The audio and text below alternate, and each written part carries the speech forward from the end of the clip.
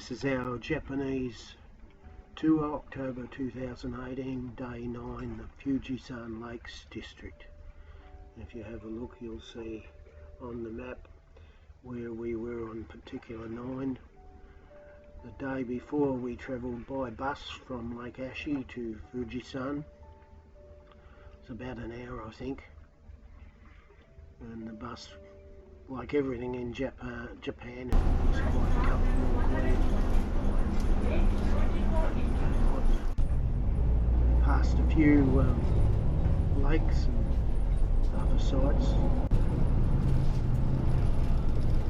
And we stayed at the Fujisan new hostel, which was a well-presented hostel, very neat and tidy.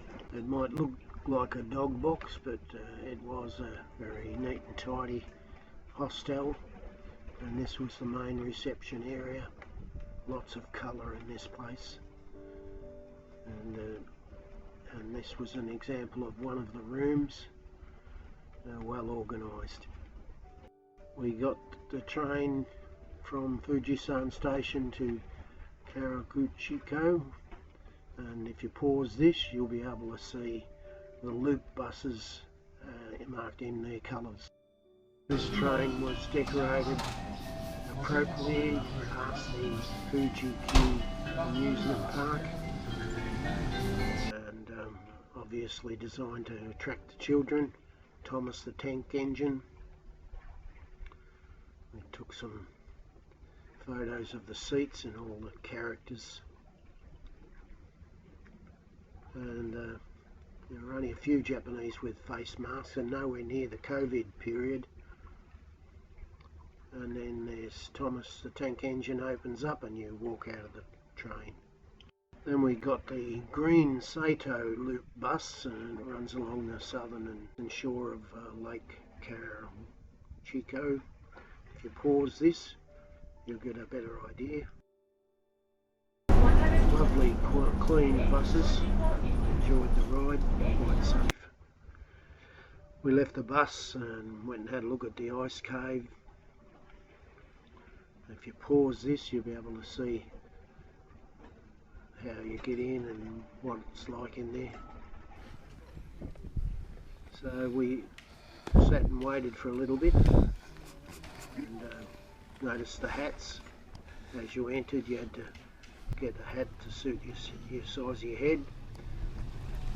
This is a better graphic of the ice cave, so pause it and read it. And the administration building where we collected the helmets. And of course I don't particularly like confined spaces because I'm so tall at 6 foot. She who must be obeyed doesn't mind caves at all. She even went down the Vietnamese tunnels. Me, I look petrified. Amazing examples of the ice in the ice caves, and they presented them with different coloured lights. You couldn't reach and touch without an effort, and by then I'd realised that the caves weren't so bad. Pause this and read it if you wish. Once we'd finished the ice caves, we walked to the wind cave. And again, if you pause this, you'll get an idea of the distance between the ice cave and the wind cave, a little bit about it if you can read Japanese. And notice below the eruptions, and then the entrance to the caves themselves. And of course we posed for the photographs. Now you may wonder where the photos were. I think I mixed them up with the previous ones. Got the blue loop bus and went around the Lake Kawaguchiko and Motosuku lakes. Let's pause the video to see what I mean, spell them correctly. And again, these buses look so much alike. I wasn't even sure whether we were on the same bus. But then we stopped at the lava caves, and if you pause this and read it, it tells you the story about another eruption and the what's inside the caves in this graphic.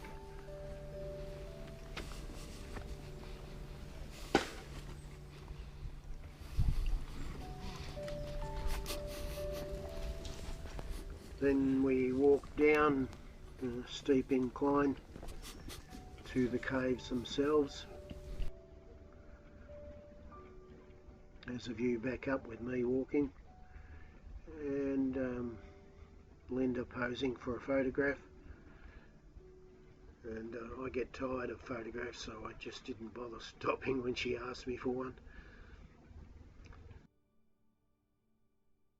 I think ropey lava is self-explanatory when you look at the next photograph.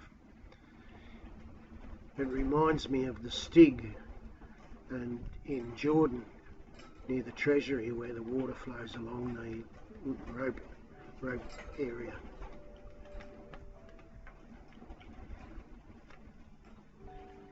There's a sign that I took, but you can't read it.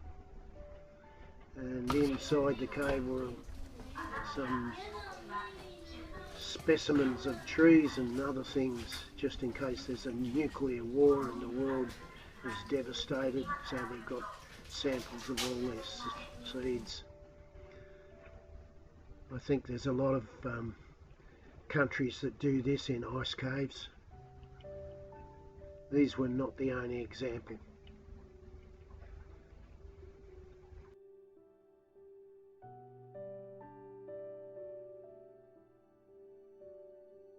You can pronounce silicosis sensta.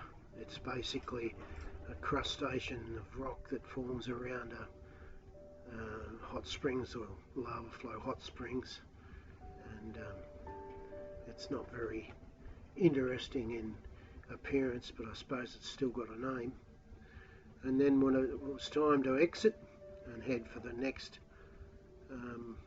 amusement, of course we caught the bus again to the Iyashi non Sato, a small open air museum with a craft village, and it was occupied and lived in. In other words, there was residents that lived in these houses, and they obviously worked there as well. We didn't go up to the temple. By that stage I was templed out, but I still spent a little bit of time filming a creek that runs through the centre area of the village.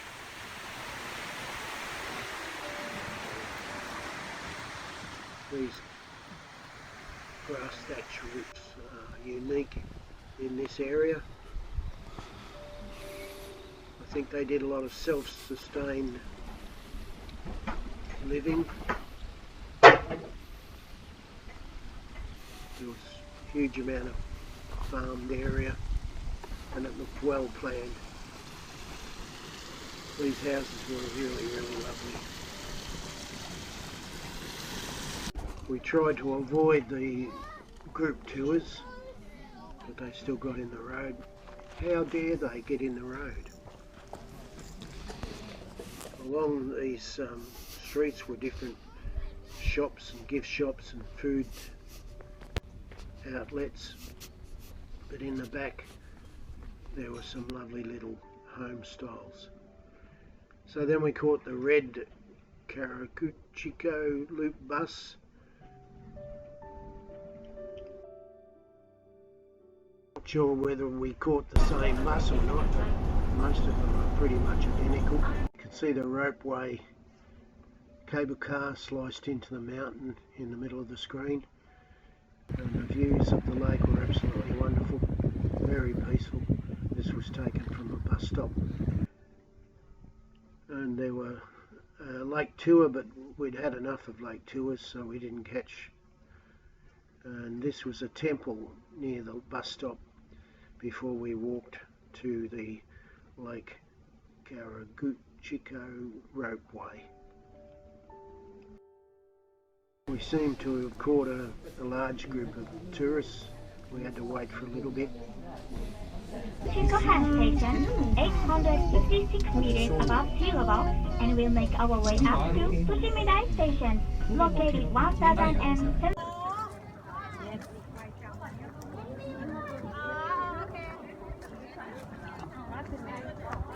It was well worth paying the money to travel up on the Ropeway and have a good view of the scenery that surrounded Lake Kawaguchiko. And of course we got somebody else to take a photograph for us. And I think that's Mount Fuji in the background, again clouded over. And I took a photograph of Linda with her head sticking out of a toilet. Or is it a toilet? Anyway, at Mount Fuji.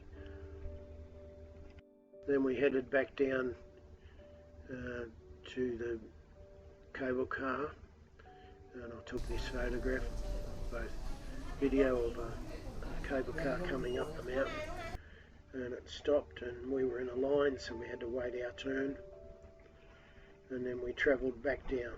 Beautiful flowers and fireworks, holy foliage, snow festivals.